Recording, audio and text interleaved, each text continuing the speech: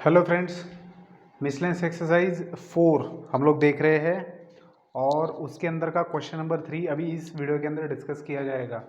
So question number 3 के अंदर यहाँ पर 5 क्वेश्चन दिए हैं। ये 5 क्वेश्चन इस वीडियो में डिस्कस होंगे, फिर बचे 5 क्वेश्चन नेक्स्ट वीडियो में, और ऐसे हमारा क्वेश्चन नंबर 3 खत्म हो जाएगा।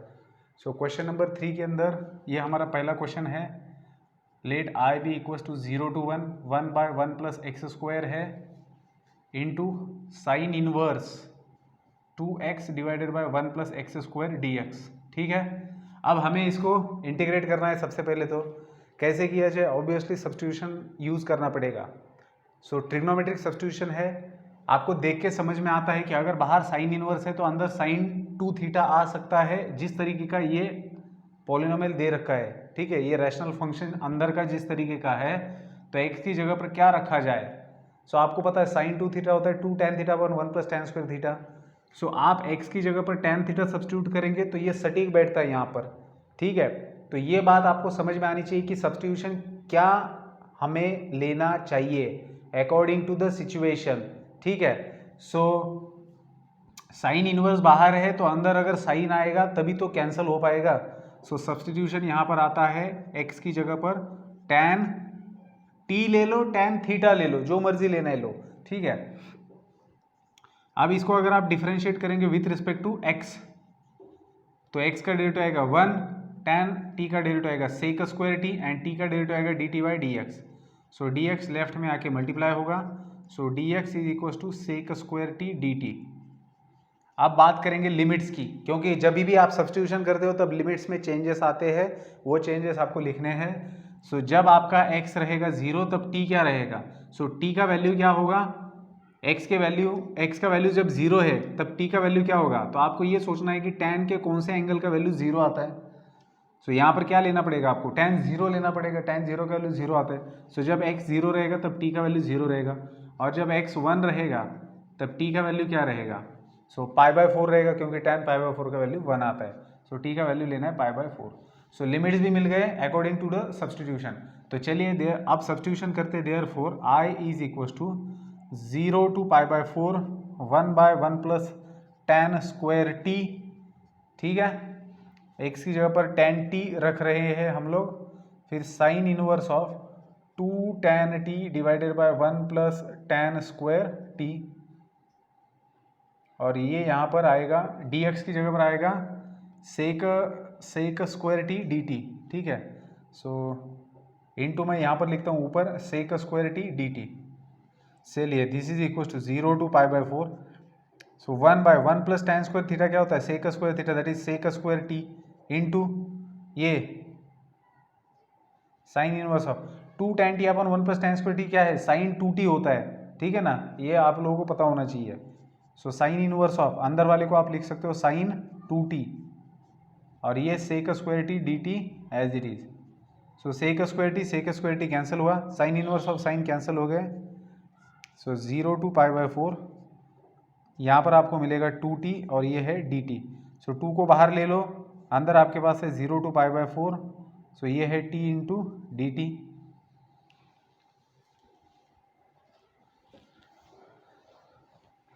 आप इसको पॉज करके लिख सकते थे।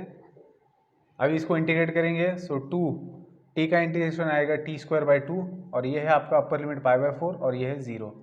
सो 2 इंटू π/4 रखेंगे t की जगह पर, तो pi square by 16 into 2 minus ये 0 बन जाएगा। सो फाइनली ये 2 will get cancel with this, so आपको मिलेगा पाई स्क्वायर बाई 16। ठीक है, सो देखते हैं आंसर।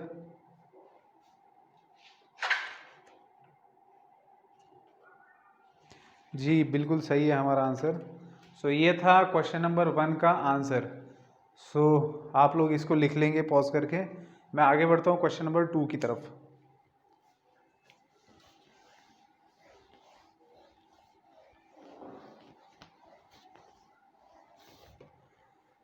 सो क्वेश्चन नंबर 2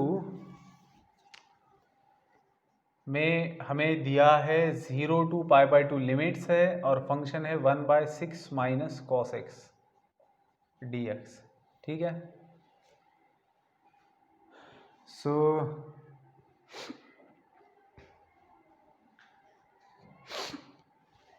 कैसे सॉल्व करेंगे इसको? 6 माइनस कॉस एक्स दिया है, तो मुझे लगता है कि हमारे पास इस टाइप को सॉल्व करने के लिए मेथड है कि कॉस थीटा की जगह पर हम लोग रखते हैं 1 minus tan square theta by 2 divided by 1 plus tan square theta by 2। तो इसका यूज़ करके हम लोग इसको सॉल्व कर सकते हैं। तो बिल्कुल इसी का यूज़ करके करेंगे, क्योंकि प्रॉपर्टी अगर यूज़ करके देखेंगे तो कुछ फ़ायदा नहीं हो रहा उसका, ठीक है ना।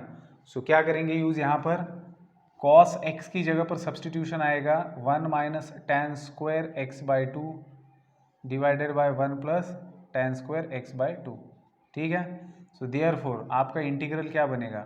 सो मैं क्या करता हूँ, इस पूरे के जगह पर इसको रखकर इसका पूरा कर लेता हूँ मैं सिंप्लीफिकेशन। सो 1/6 माइनस कॉस एक्स क्या बनेगा फिर? 1/6 माइनस कॉस एक्स की जगह पर ये रख देता हूँ मैं 1 minus tan square x by 2 divided by 1 plus tan square x by 2।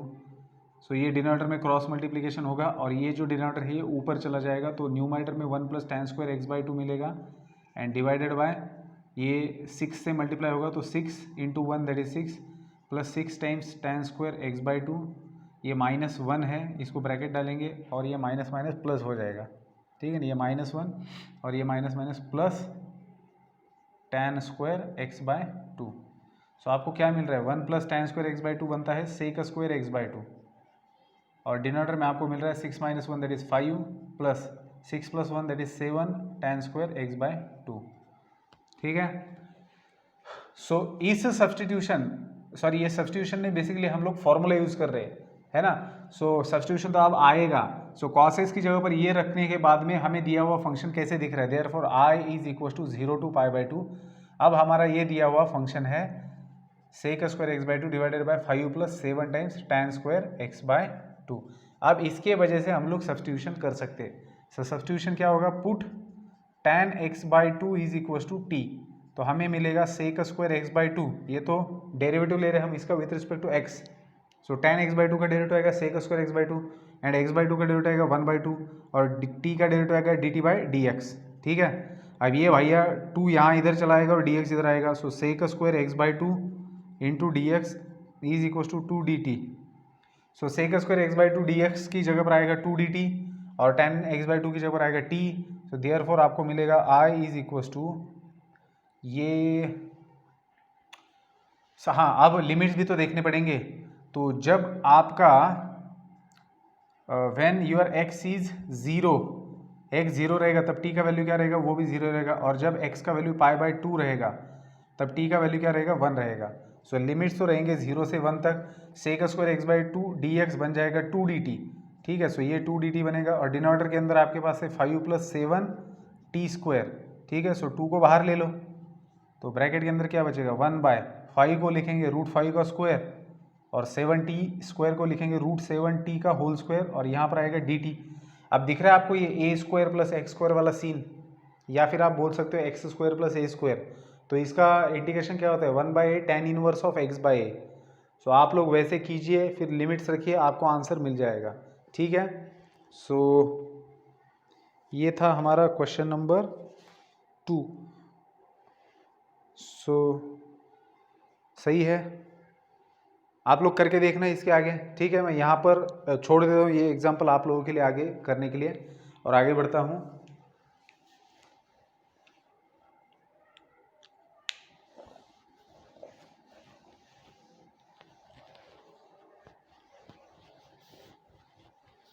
चलिए क्वेश्चन नंबर 3।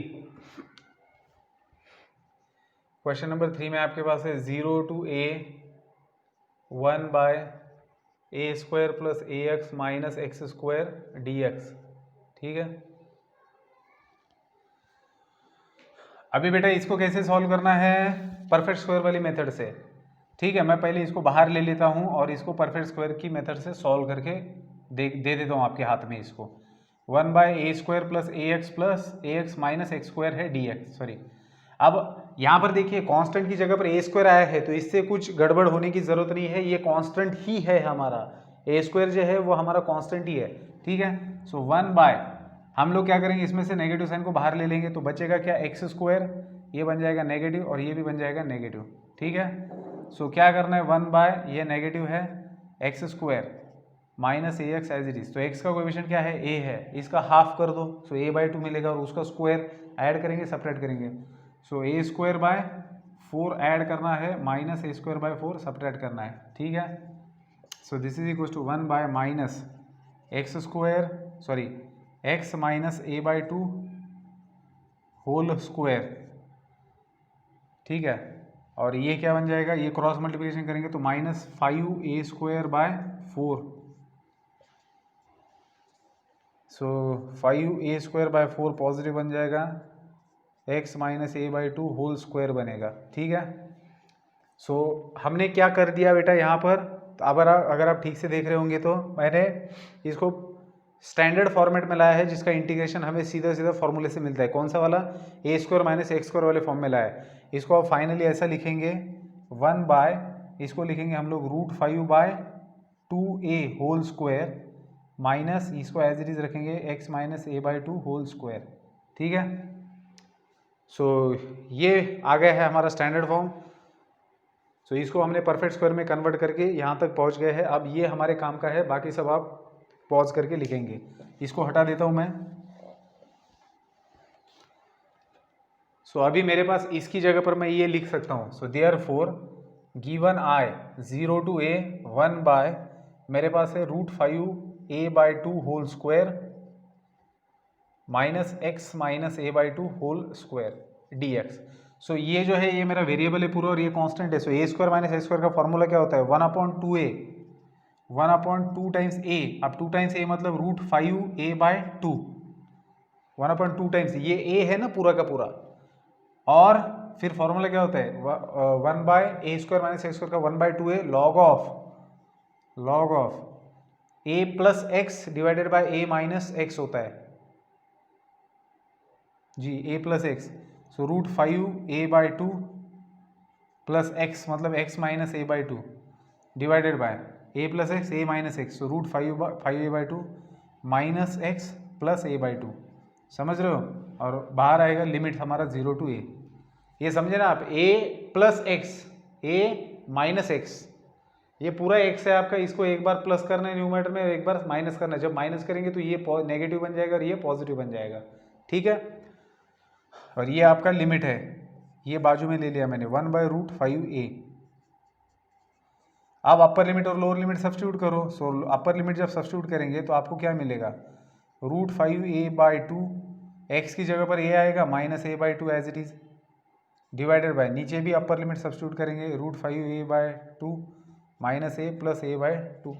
सो ये आपने अपर लिमिट सब्स्टिट्यूट कर दिया, माइनस लोअर लिमिट सब्स्टिट्यूट करना है। सो जब लोअर लिमिट सब्स्टिट्यूट करेंगे तो एक्स की जगह 0 रखेंगे, तो बाकी बचा एज इट इज आएगा, that is √5a by 2 minus a by 2 divided by √5a plus a by 2।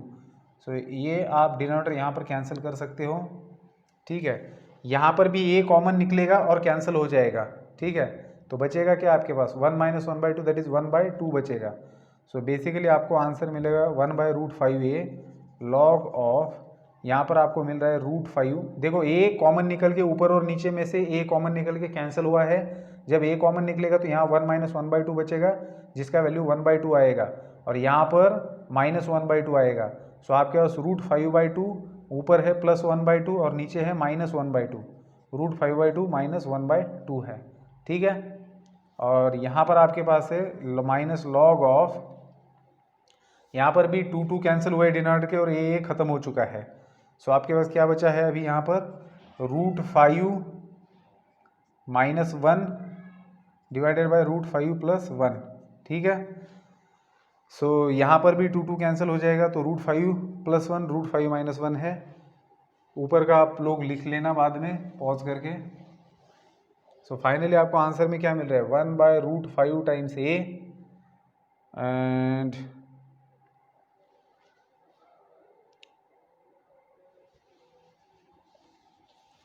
यहाँ पर अगर आप देखेंगे तो ब्रैकेट के अंदर log of √5 plus 1 divided by √5 minus 1 minus log of √5 minus 1 divided by √5 plus 1, ठीक है। So log m minus n वाला प्रॉपर्टी यूज़ करना, that is √5 plus 1 divided by √5 minus 1। और इसको डिवाइड करेंगे इससे, तो ये उल्टा होकर मल्टीप्लाई होगा, दैट इज √5 + 1 ऊपर आएगा और √5 - 1 नीचे आएगा। ठीक है, सो 1/√5a। अब इसको आगे भी आप करेंगे, ऊपर वाले का स्क्वायर करो, नीचे वाले का स्क्वायर करो, सिंप्लीफाई करके लिखो, आपका आंसर आ जाएगा। ठीक है, तो यहाँ तक मैंने करवा के दिया है, आगे आप लोगों की जिम्मेदारी है कि आप इसको फाइनल तक लेके जाइए। चलिए, सो ये था क्वेश्चन नंबर 3। अब आगे बढ़ेंगे क्वेश्चन नंबर 4 की तरफ। क्वेश्चन नंबर 4 को मार्क करके रखना, बहुत ही अच्छा सवाल है। किस दृष्टिकोण से? क्योंकि अभी हम एक प्रॉपर्टी, नई प्रॉपर्टी यूज करने जा रहे हैं। नई मतलब देखी हुई है लेकिन अब तक यूज नहीं की थी, sin x divided by sin x plus cos x। देखो, अब तक हम लोगों ने एक प्रॉपर्टी यूज की थी जो कैसे दिखती थी, जिसके अंदर लिमिट 0 to a होते थे और हम लोग लिखते थे f of x dx अगर है तो इसको हम लोग लिखते थे 0 to a f of a minus x, that is upper limit को हम लोग अपर लिमिट में से वेरिएबल को सब्ट्रैक्ट करते थे, लेकिन ये दोनों बराबर होते थे फिर भी। अब हम प्रॉपर्टी यूज करेंगे, अगर यहाँ पर 0 की जगह a आता है, मतलब कोई नंबर आएगा और यहाँ पर दूसरा नंबर आएगा, मतलब लिमिट, लोअर लिमिट 0 की बगैर कुछ और आता है, तो हमने एक चीज देखी थी क्या, कि a to b f of a plus b दोनों लिमिट्स का एडिशन माइनस वेरिएबल dx, ऐसे हम लोग लिख सकते हैं। तो अगर आप लोगों की ये प्रॉपर्टी याद होगी तो ठीक है, नहीं होगी तो देख लीजिए यहाँ पर। तो हम लोग इस प्रॉपर्टी को इसके अंदर यूज करने जा रहे हैं। सो देयरफॉर आपको i अब मिलेगा 5/5 π/5 3π/10। ठीक है, अब इन दोनों का एडिशन मैं करूंगा। सो इन दोनों लिमिट्स का मैं एडिशन करूंगा, दैट इज π/5 + 3π/10, और इसमें से सब्ट्रैक्ट होगा हमारा फंक्शन,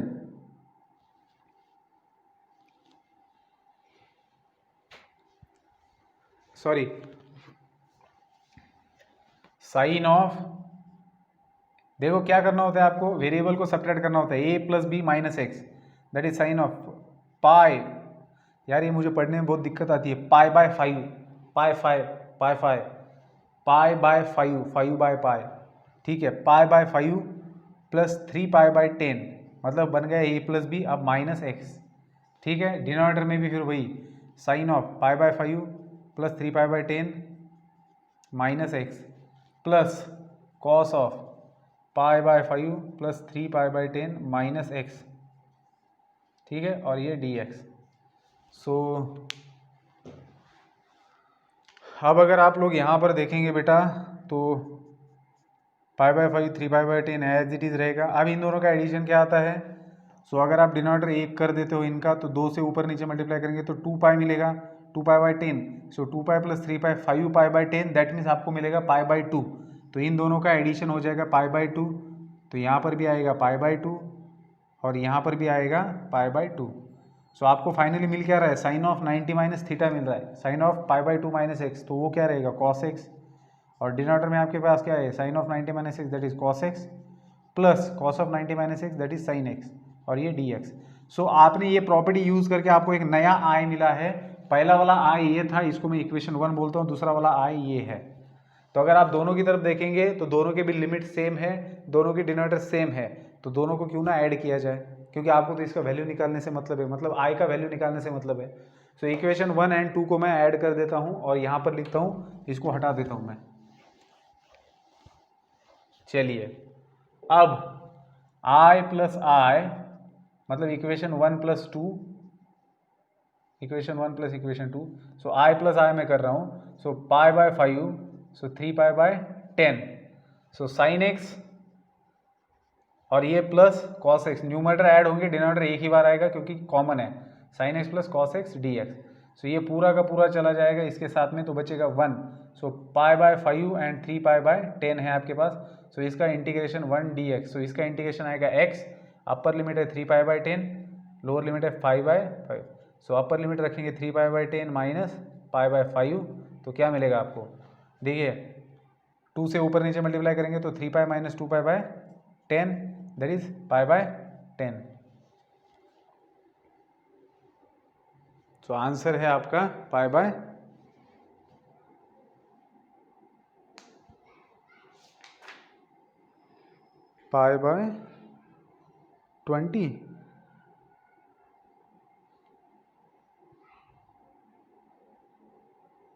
अच्छा, π/10 सही है। ठीक है ना। सो ये आता है हमारा आंसर। तो ये प्रॉपर्टी अच्छे से याद में रखना, ये प्रॉपर्टी तब यूज़ की जाती है जब मतलब सिचुएशन आप लोगों को समझ में आ गई होगी, है ना। ठीक है, चलिए। So question number 5, question number 5 बिल्कुल सिंपल है। सब्स्टिट्यूशन बता देता हूँ, आगे चलता हूँ। देखिए क्वेश्चन नंबर 5 में let 0 to 1 sine inverse 2x divided by 1 plus x square dx है। अब तभी समझ में आ जाता है, बाहर साइन इनवर्स है, अंदर 2x divided by 1 plus x square, ये ढांचा हमें समझ में आता है। ये कौन से जगह पर इस्तेमाल होता है?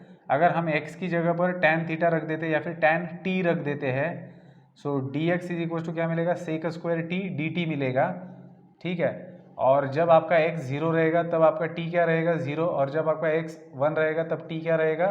π/4। इस सब्स्टिट्यूशन के हिसाब से देखना। और जब मैं ये सब्स्टिट्यूशन करूंगा तब मुझे क्या मिल रहा है? 0 to π/4 sine inverse of x की जगह पर आएगा tan t, 2 tan t divided by 1 plus tan square t, and dx की जगह पर आएगा सेक स्क्वायर t dt, ठीक है। So 0 to π/4 sine inverse of sine 2t, so ये है sec square t dt। So यहाँ पर आपको मिलेगा 0 to π/4 2t into sec square t dt, ठीक है। सो t क्या है? हाँ, t क्या है? t कुछ नहीं है, t तो वेरिएबल है। 2 कांस्टेंट है, 2 को बाहर ले लो और सीधा सीधा बाय पार्ट सप्लाई करो। ये पहला फंक्शन है, दूसरा फंक्शन है।